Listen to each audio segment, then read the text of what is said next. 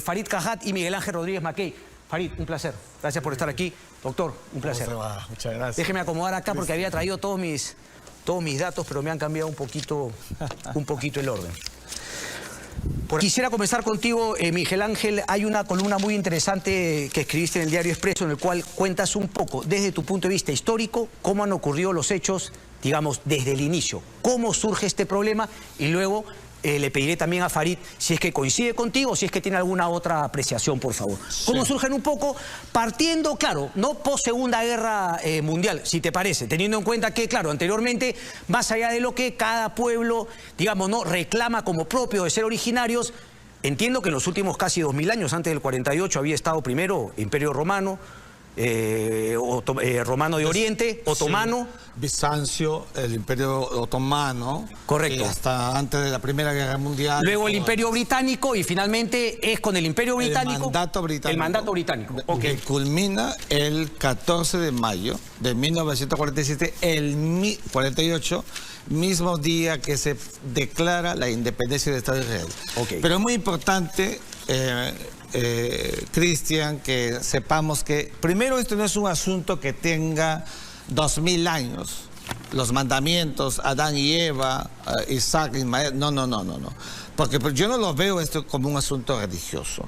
Ese es un asunto que comienza, y hay que decirlo, cuando las Naciones Unidas, luego de mirar todo el escenario que había impactado con el Holocausto judío, ¿no es cierto? Ya después de la Primera Guerra Mundial había habido un avance, ¿no? Por la Declaración Balfour. Llegan a una conclusión. Vamos a formar una comisión que vaya al Medio Oriente, que mire in loco lo que está pasando aquí. En esa comisión, por cierto, fue Arturo García Salazar, eminente canciller de la República, embajador nuestro. Llegan a una conclusión. Hay que dividir el territorio de la Palestina, de la Judea, como quieras, en dos estados, el Estado de Israel y el Estado de Palestina. Como las resoluciones son recomendaciones, ¿quién la chapa? La chapa Israel. La resolución del 29 de noviembre del año 47, en mayo Israel se hace Estado por una resolución. Los palestinos no solamente la rechazan, sino que Palestina y el mundo árabe le declara la guerra a Israel. Van y vienen los años, 15 años más, 18 años más, viene la guerra de 1967, una guerra sorpresa por parte de Israel, toma todo el Sinaí, colapsan los países árabes y entonces luego de ello se emprende toda una, diría yo, una jornada, una travesía del pueblo palestino. Ya se había creado la OLP, la Organización para la Liberación de Palestina, con Yasser Arafat, y mira, después se constituye la Autoridad Nacional de Palestina. Llegan a un momento importante que fue los acuerdos de Oslo. Recuerdo. 1993, ahí está Isaac Rabin, Yasser Arafat, el primero, 2 años después, asesinado por un sionista, ¿no es cierto? Es decir, por un extremista israelí que no quería lo que se avanzaba en una posibilidad de paz con Palestina. Y esa es una regla que vas a ver después. No quieren la paz de uno u otro lado los extremistas. 9 años después, Yasser Arafat murió, algunos dicen envenenado, no se sabe de qué murió en realidad. Para mí en ese momento se acabaron los interlocutores válidos. Palestina como tal, que siempre había tenido unidad con Yasser Arafat, ¿no es cierto?, termina dividiéndose porque llegan al poder en asambleas legislativas el Hamas. 2007. El 2007, el 2006 gana y el 2007 asume. Entonces, desde ese momento, Palestina es incontrolable por el gobierno de Abu Mazen. O sea, la Cisjordania, donde está el gobierno de Ramallah, al norte, no puede controlar al Hamas, que controla la Franja de Gaza. Yo conozco toda esa zona. Desde ese momento hemos visto actitudes recalcitrantes y no se ha podido más. En Israel, y con esto acabo, el gobierno de Benjamín Netanyahu, repetidas veces ha sido primer ministro, no ha sido el mejor para justamente generar y promover estas condiciones de paz que hoy hemos visto vulneradas. Farid, por favor, tu punto de vista, si es que coincide, digamos, con esa descripción de hechos. Salvo un tema histórico, pero en general sí. El mandato establecía que el propósito último era permitir la autodeterminación del pueblo del territorio en cuestión. ¿Cuál mandato te refieres? El mandato británico sobre Palestina.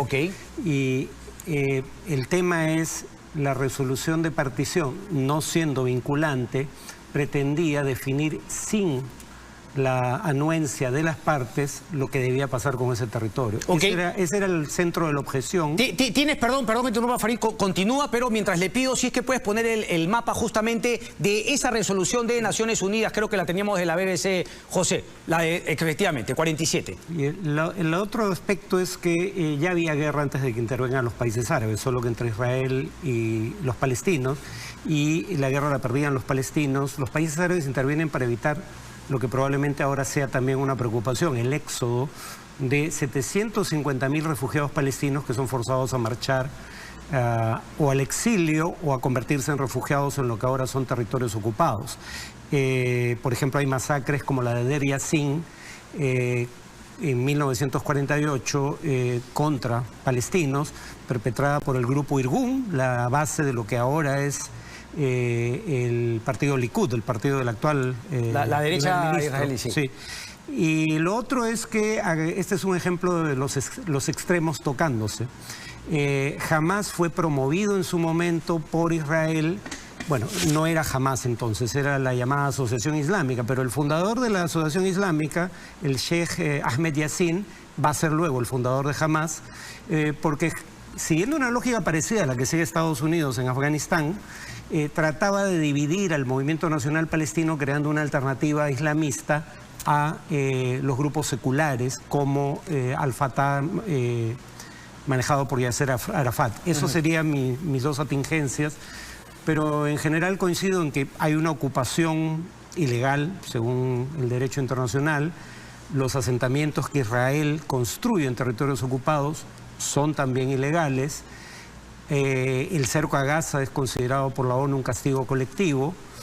Y en materia de derecho internacional humanitario hay violación sistemática del derecho internacional humanitario por ambas partes.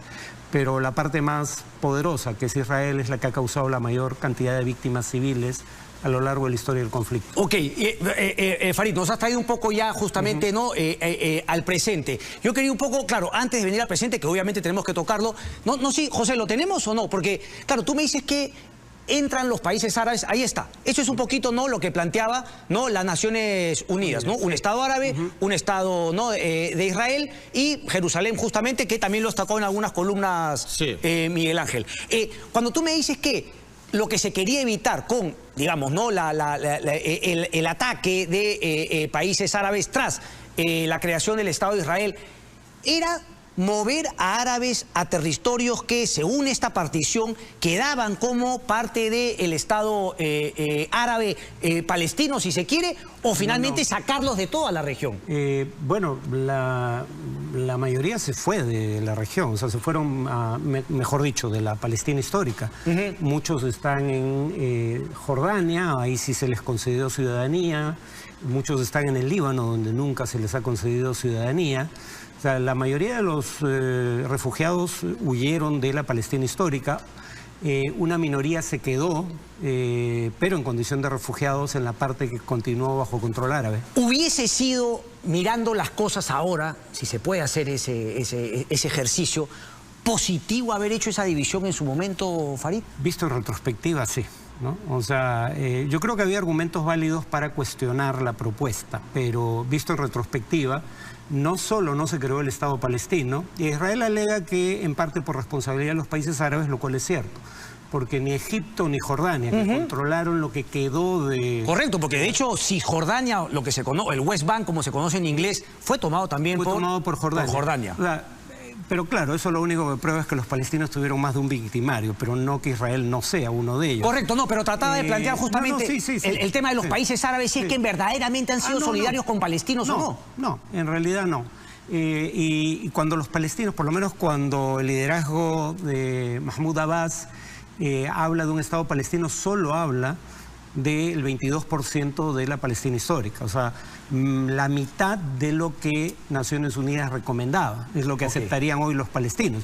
Contrastado con eso, lo que ofrecía la resolución de partición era bastante más, pero el resultado actual o la situación actual es producto de una situación de hecho, no de derecho. Tal cual. Tú, Farid, has sido muy crítico, efectivamente, con Hamás, ¿no? Con los extremismos de este grupo que maneja la Franja de Gaza. ¿Es un grupo terrorista Hamás, Miguel Ángel? Sin duda alguna. Yo también he sido muy crítico y lo digo todos los días. Sí, claro, está en tus columnas. Grupo terrorista. Ingresar en el territorio de Israel y practicar lo que hemos visto, ¿qué cosa es? Terrorismo. Ahora, el Hamás no es el pueblo palestino. Ok. Esto es muy importante. Y el Hamás es un grupo terrorista, y no solamente porque Estados Unidos lo diga, que ya puede ser importante porque es el hegemón de la tierra, sino por sus prácticas mismas. Entonces, lo que Perdón que te interrumpa, hubo otra aclaración que también escribió Farid. No solamente que Hamás no es Palestina, sino que Hamás no es Gaza. Para hacer la diferencia. Muy bien, y lo dije en mi columna de hoy. No es Gaza. Es más, en la de mañana digo, no se vaya a creer pues que por esta incursión que quiere hacer Israel, que los 2.300.000 habitantes de Gaza son del Hamás, porque no van a discriminar a la hora de entrar, pero ya hablaremos de eso en un momento. Lo que quiero decir es que las prácticas del Hamás ha llevado a que Israel declare el estado de guerra a Hamás, no a Palestina. Y esto hay que diferenciarlo, porque Palestina como paquete completo en los tiempos de Yasser Arafat sí era pues primero la Organización para la Liberación de Palestina, luego la Autoridad Nacional Palestina y hoy día Estado de Palestina. Ok, pero poniéndose crítico con Israel uno decía que eso parecería una retórica, no puede decir que claro, yo le declaro la guerra finalmente a Hamás y voy por los líderes de Hamás, pero si en el camino no utilizo esta frase de que lo ha utilizado Farid mucho, este castigo colectivo, finalmente castigo a toda la ciudadanía. Y claro, si es que en el intento de tumbarme y matar, digamos, ¿no?, de responder legítimamente al ataque de Hamás, intentando no terminar con los líderes, pues si también mato civiles es daño colateral. ¿Te parece factible? ¿Es la respuesta correcta de Israel? No, yo acabo de decir, te lo voy a decir lo que digo en mi columna de mañana.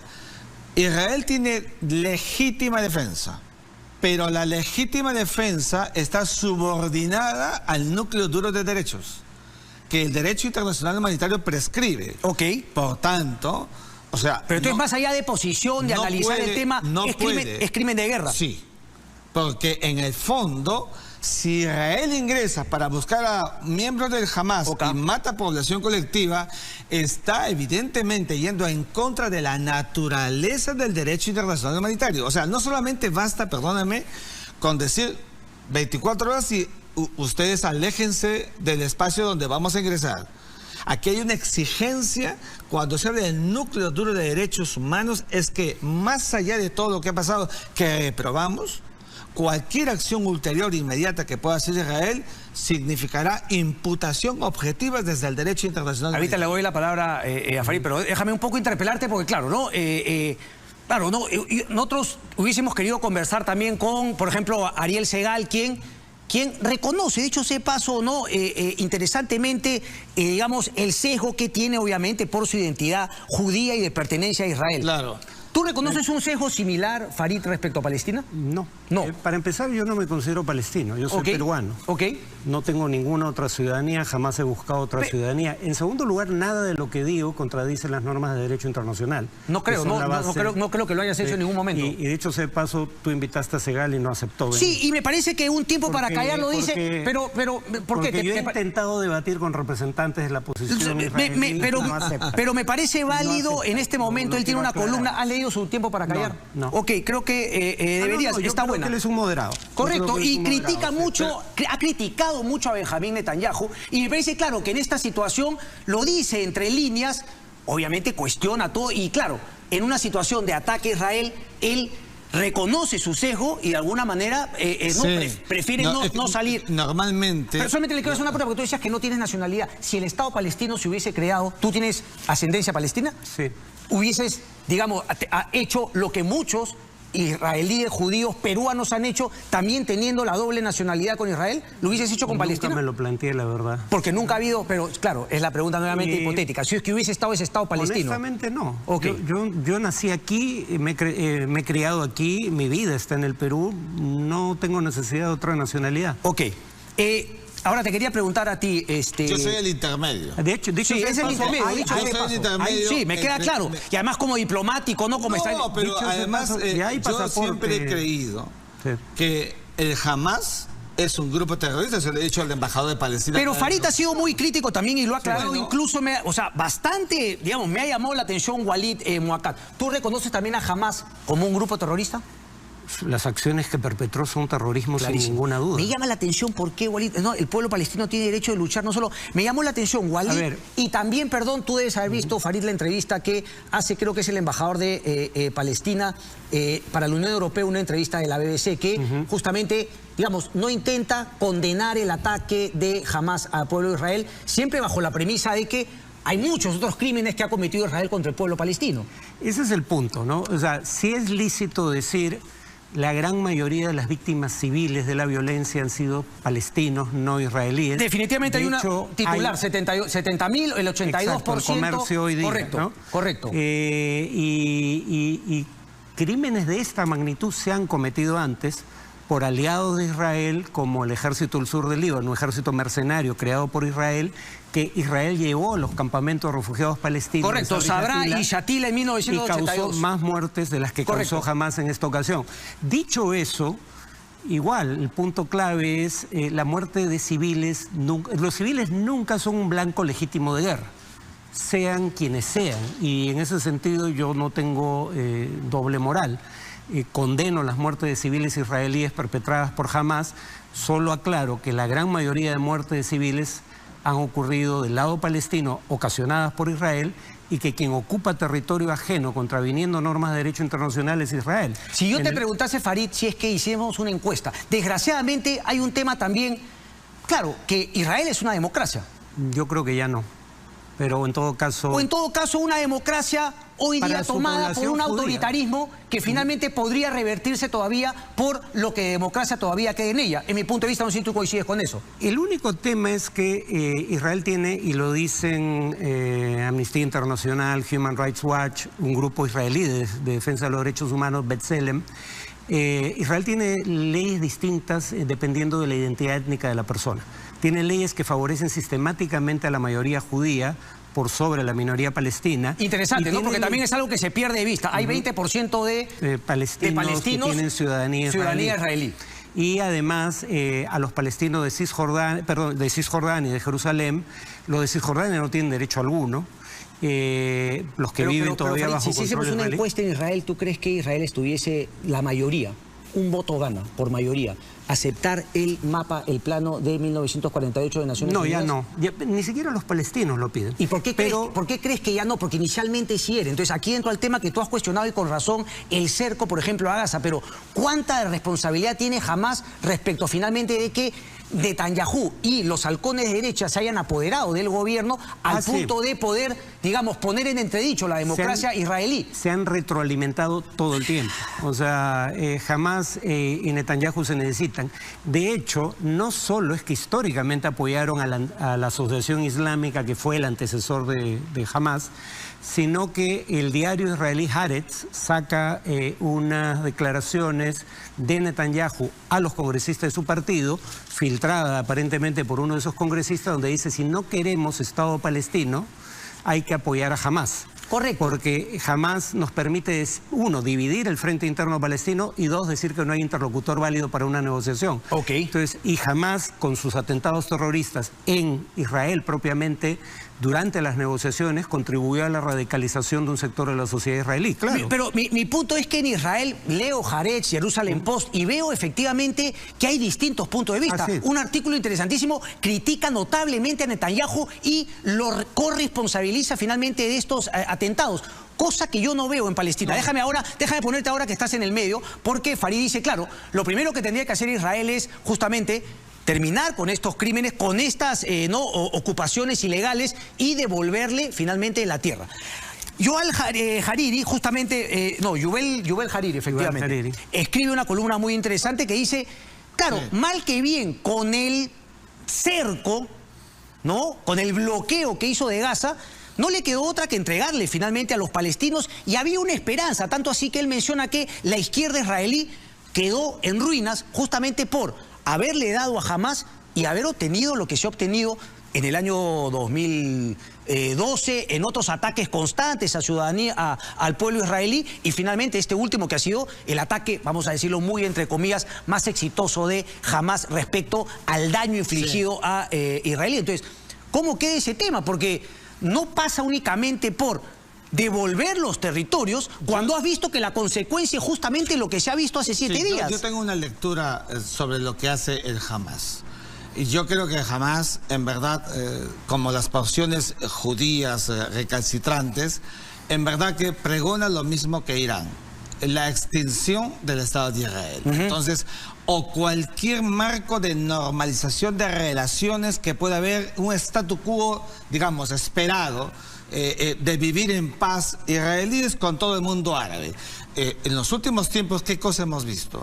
Que Israel ha venido normalizando sus relaciones con los países árabes. Mira, el caso de Sudán, el caso de Marruecos. Bueno, que se habla justamente que este ataque tendría también esa... Bueno, es que justamente el objeto del Hamás es cortar cualquier tipo de paz que pueda ir en camino. Entonces, ese objeto del Hamás es precisamente la piedra en el zapato en estos momentos. ¿Por qué crees que Israel decide entonces?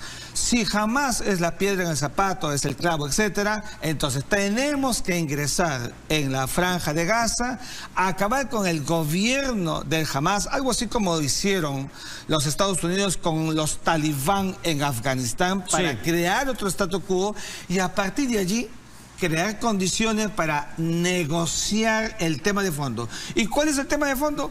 Los territorios, pues los territorios ocupados, luego de la guerra de los 6 días, yo siempre lo grafico de esta manera, tú coges unos cuantos dados, los lanzas en la mesa y por eso quedan todos dispersos. Esa dispersión no puede continuar. No es posible que Gaza esté separado de Cisjordania y otras ciudades. ¿Cómo se arregla eso? En una mesa de negociaciones cuyas condiciones no están. Para Israel, mientras Hamás esté al frente, no se va a poder. Por eso que han tomado la decisión, ya hemos comentado su nivel, de ingresar en Gaza, arrancar al Hamás, crear condiciones para que finalmente Palestina alcance esa primera unidad, haya un interlocutor válido que no tienen. Abu Mazen no está en esas condiciones. Y en Israel, tú decías que no hay democracia. Pero ¿cómo hace eso sin crímenes de guerra, No, Miguel Ángel? Es que justamente aquí hay dos cosas: el poder mundial y el derecho internacional. El derecho internacional en su momento va a tener que subordinarse al poder mundial cuando se creen condiciones. Pero ¿cuál derecho internacional? Perdón que te interrumpa. Tú has hablado del veto. Naciones Unidas ha fracasado completamente. Bueno, tiene varias resoluciones contra las invasiones de terreno y nadie hace absolutamente nada. Por esa misma razón, el derecho internacional es una consecuencia.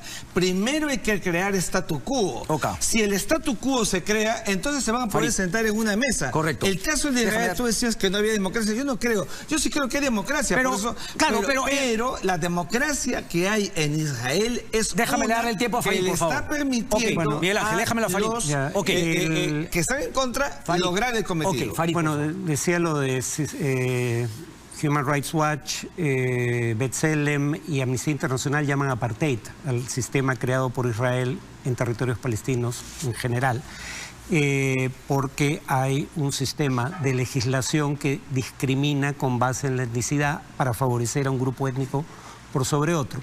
Sobre el tema de Hamás, Israel no ha entrado a Gaza para crear las condiciones para una negociación, porque esta coalición de gobierno, que tiene un ministro que el anterior jefe de gobierno israelí, Yair Lapid, llama un criminal violento, con 8 condenas, el ministro de Policía, este gobierno se constituyó... Que dicho ese paso no le ha dado el apoyo a este gobierno de unión, ¿no? Lapid no, por correcto, eso, porque correcto. No quiere formar parte de un gobierno en que... A lo que voy es que hay todavía figuras, ¿no? Sí, Lapid tiene, en mi opinión, una imagen distinta del resto del liderazgo político israelí.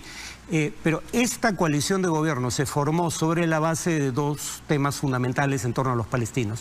jamás habrá un Estado palestino y peor aún, vamos a anexar los territorios ocupados.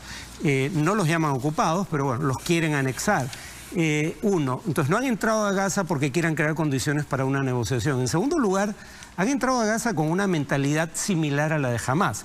Hamás alega cosas como la siguiente: ¿quién eligió un gobierno como el actual, que está formado por partidos que, como el Likud, han participado de masacre de civiles palestinos incluso desde antes de ser el Likud, cuando eran el Irgun, y antes de que existiera un Estado israelí? Los ciudadanos israelíes lo eligieron. Y esos ciudadanos sirven en el ejército, Hamás dice, por ende son blancos legítimos. Esa es una mentalidad criminal que maneja Hamás, correcto, pero es la mentalidad con la que Israel ha entrado a Gaza. El presidente de Israel, claro, el jefe de gobierno es el primer ministro, pero el presidente, que en teoría es un moderado, ha dicho una barbaridad, dice, es la nación entera la responsable. No es cierta esa retórica de que los civiles no sabían, podrían haberse sublevado contra Hamás. Pero tú sabes que todo Israel no piensa así, Farid. Ya, no, pero lo piensan los gobernantes. Correcto. Lo piensan los gobernantes. Correcto. Y el ministro de Energía dice que no va a entrar electricidad, combustible, alimentos o agua a Gaza mientras Hamás no libere a los rehenes en su poder.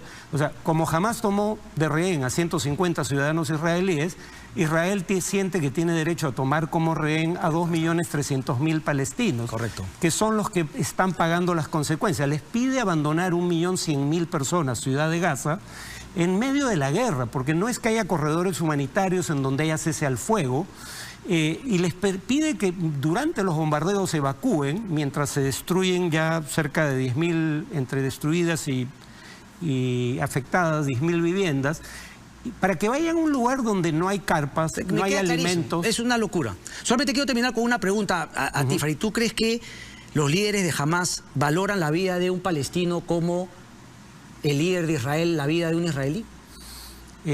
Bueno, me queda claro que los líderes de Israel nunca valoraron la vida de los palestinos. Antes de contestar sobre Hamás, mataron, por ejemplo, entre 2000 y 2017, casi 5.000 palestinos fuera del contexto de un conflicto armado, según Amnistía Internacional, 1.800 aproximadamente niños. Nadie ha ido preso por ninguna de esas muertes. Si Hamás valora la vida de los civiles palestinos, probablemente no. Yo quiero terminar porque la situación es complicada, pero hay una columna, y los invito a leerla, está en El Comercio, es Lalo Zizek, filósofo y escritor, y termina: podemos y debemos apoyar incondicionalmente el derecho de Israel a defenderse de los ataques terroristas, pero también debemos solidarizarnos incondicionalmente con las condiciones verdaderamente desesperadas que enfrentan los palestinos en Gaza y los territorios ocupados. Aquellos que piensan que hay una contradicción en esta posición son los que efectivamente están bloqueando una solución. Farid Kajat, muchísimas gracias. Miguel Ángel, un placer. Una gracias. Palabra final. Decirte que yo no creo que Israel vaya a generar un statu quo de ocupación permanente. No estamos en los años 40. Ojalá. Vamos a ver ese tema. Venimos con el final, no se muevan.